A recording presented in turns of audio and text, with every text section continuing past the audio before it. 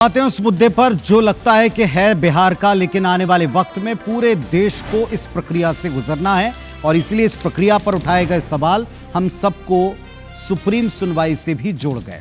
बिहार में voter list verification पर गुरुवार को सुप्रीम कोर्ट में सुनवाई हुई। देश की सबसे बड़ी अदालत ने चुनाव आयोग की एसआईआर प्रक्रिया को कानूनी और संवैधानिक कसौटियों पर कसा। अब इसमें विरोध करने वाले या सपोर्ट करने वाले किसकी जीत हुई, ये आप तय कीजिएगा। एक रिपोर्ट पहले देखिए इस पर कि आज सुप्रीम टिप्पणियां इस पर क्या हुई हैं।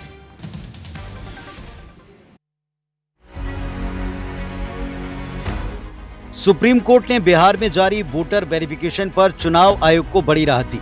कोर्ट ने वेरिफिकेशन की प्रक्रिया पर रोक लगाने से साफ इनकार कर दिया, लेकिन साथ ही चुनाव आयोग को निर्देश दिया कि एसआईआर के दौरान आधार, वोटर आईडी और राशन कार्ड को भी पहचान पत्र माना जाए। कोर्ट ने फैसले में कई टिप्पणियां की जो बेहद महत्वपूर्ण हैं।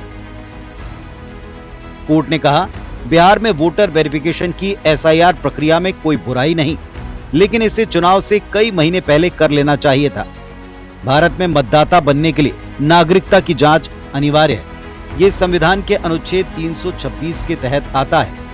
आयोग जो कुछ कर रहा है वो संविधान के तहत अनिवार्य माना गया है और इसमें कुछ भी गलत नहीं है। कुछ इसी तरह की प्रक्रिया 2003 में भी की गई थी। बिना सुनवाई के किसी का नाम वोटर लिस्ट से नहीं काटा जाएगा। एसआईआर के खिलाफ आरजेडी सांसद मनोज झा, टीएमसी सांसद महुआ मोइत्रा और 11 लोगों ने याचिकाएं दाखिल की। विपक्ष का आरोप है कि वोटर वेरिफिकेशन की प्रक्रिया में जिस तरह की शर्तें हैं, उससे करीब 2 करोड़ लोग वोटर लिस्ट से बाहर हो सकते हैं।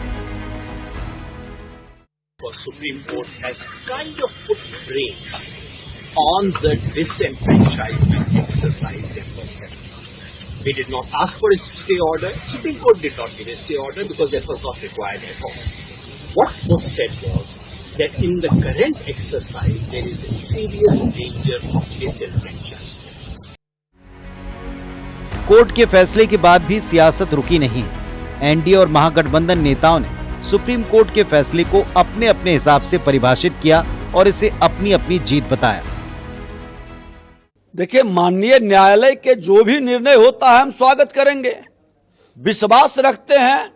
लेकिन एक चीज मैं बता दूं कि एसआईआर किसी जाति, पार्टी या व्यक्ति का या किसी धर्म का चिन्हित करके किया जा रहा है क्या? ये चुनाव आयोग एक तरफ कहते हैं संविधान में विश्वास है, दूसरे तरफ संवैधानिक संस्था का अपमान करते हैं। सुप्रीम कोर्ट का गुरुवार का फैसला अंतिम नहीं है, बल्कि इस पर अगली सुनवाई 28 जुलाई को होना है। विपक्षी दल एसआईआर प्रक्रिया पर रोक की मांग को लेकर सुप्रीम कोर्ट गए थे, लेकिन कोर्ट ने रोक लगाने से इनकार किया है। इस हिसाब से इसे चुनाव आयोग की जीत माना जा सकता है, लेकिन आधार, वोटर आईडी, राशन कार्ड को पहचान पत्र के तौर पर मान्य करने का आदेश देकर कोर्ट ने विपक्षी दलों को भी पूरी तरह निराश नहीं किया, बल्कि विपक्ष की आपत्ति को संज्ञान में लेकर आम लोगों की परेशानी में राहत दी है। कोर्ट का अंतिम फैसला आने में वक्त लगेगा, लेकिन ताजा निर्देशों से एसआईआर की प्रक्रिया पर उठे सवाल और संदेह काफी हद तक दूर हो गए हैं। Bureau report, IBC 24। तो कह सकते हैं कि न तुम जीते न हम हारे।